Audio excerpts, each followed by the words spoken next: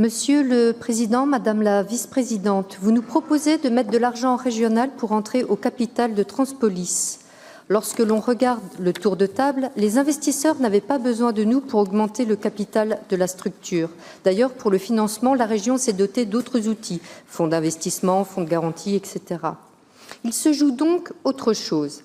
La région envoie un signal pour dire à quel point cet acteur lui semble stratégique et pour dire sa volonté de participer activement aux discussions. C'est intéressant.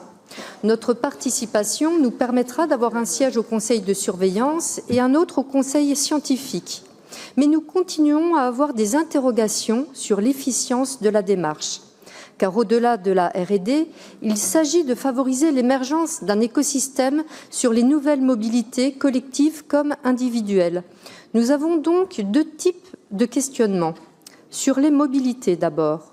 Comment cela s'articule dans la vision globale régionale des mobilités? Quels sujets allez-vous porter au sein de Transpolis? La sécurité routière, l'émergence de véhicules ultra-légers, mais aussi comment cela s'articule avec notre investissement en parallèle dans les mobilités ferroviaires au vu des contraintes financières de la région.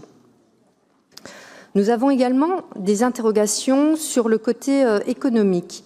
Quelle vision, quelles aides et quelle stratégie régionale pour favoriser les démarches économiques collectives et vertueuses pour notre territoire régional, qui favorisent la robustesse de notre économie en lien avec les grands défis d'avenir, le défi climatique bien sûr, mais aussi celui d'un environnement sain pour notre santé et celui de la régénération de la biodiversité, une économie au service de la vitalité des territoires et des besoins des habitants.